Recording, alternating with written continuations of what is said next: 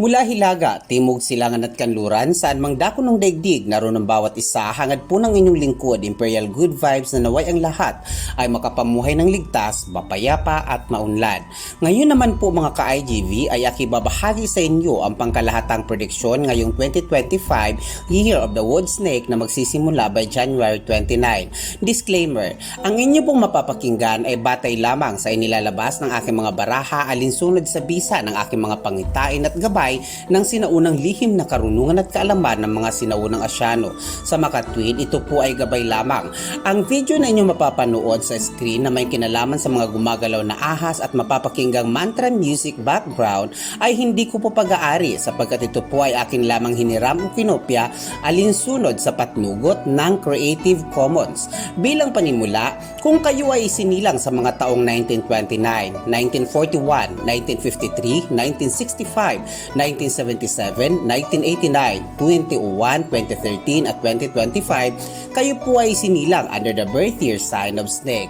Ayon sa lumang gabay, ang wood snake ay na magdudulot ng kakaibang estado ng karunungan, pagkamalikhain at banayad na lakas, maaaring maging sanhi ng buong taong malalim na pagbabago, pag-unlad at pagkilala sa sarili. Sa makatwid, tulad ng ibang taon na pinamamahalaan ng isang partikular na zodiac sign, ang Year of the Snake ay parehong susuong sa positibo at mapaghamong aspeto ng buhay. Sa kulturang Chino, ang Year of the Snake ay pang-anim sa rango ng Chinese zodiac. Ngayong 2025, mangingibabaw ang lakas, swerte at tagumpay ng karamihan sa mga taong isinilang under the birth year sign of Rooster. Marami sa mga taong isinilang under the birth year sign of Rooster ay uunlad at mas uunlad pa sa kani-kanilang pinagkakaabalahan na may kaugnayan sa kabuhayan, trabaho at ilan pang uri ng pakikipagsapalaran. Sa paglalakbay, mas papabor o aakma sa kanila ang direksyong umuugnay sa bahaging Hilaga, Silangan at Timog Silangan,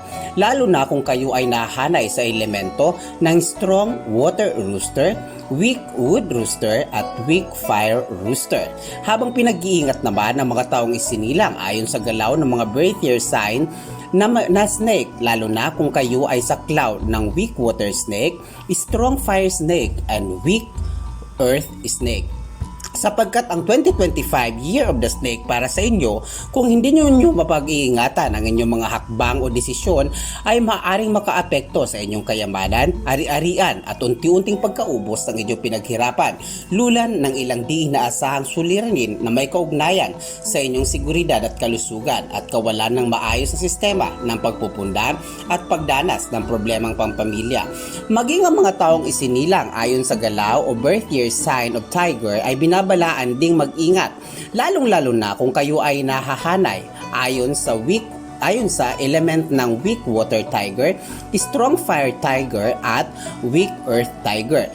Sapagkat ayon sa lumang gabay, marami sa inyo ay dadanas ng maraming buwan ng financial crisis, kawalan ng pag-asang umahon, pagkaudlot ng ilang mga inaasang magandang oportunidad, pagkaubos ng ipon, pagkakasakit, suliraning pangrelasyon sa pag-ibig at pamilya na maaring maging sanhi ng depresyon, maging ang pagka-aksidente. Maari ding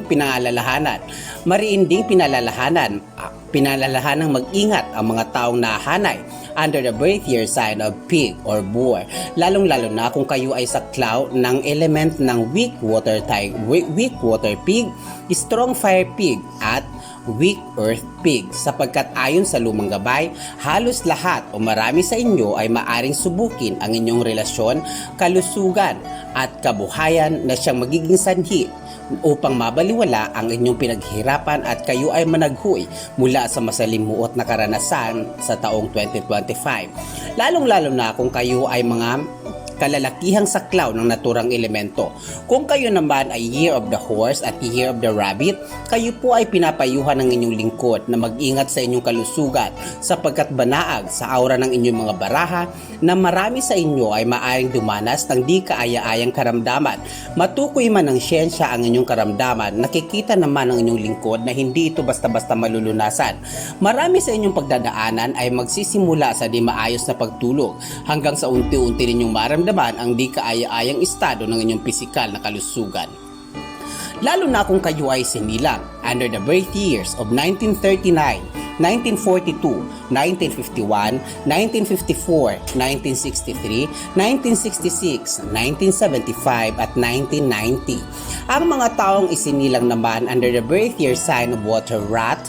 earth ox, earth dragon, earth goat, sheep or ram, metal monkey at earth dog ay mamumuhay ng katamtaman o average. Ngunit kayo ay pinapayuhang mag-ingat sa inyong kalusugan at seguridad, lalong-lalo na kung kayo ay sinilang sa mga taong 1960, 1961, 1963, 1964, 1967, 1968, 1970, 1972, 1973, 1975, 1979, 1980, 1982, 1988 at 1958. Karagdagang prediksyon mga ka-IGV, pinapaalalahanan din pong mag-ingat at maghanda ang mga dinaluyong ng bagyo nitong mga nakaraang buwan sapagkat ayon sa pangitain ng inyong lingkod bago magtapos ang taong 2024 ay muling mananalasa ang nakakababahalang kalamidad,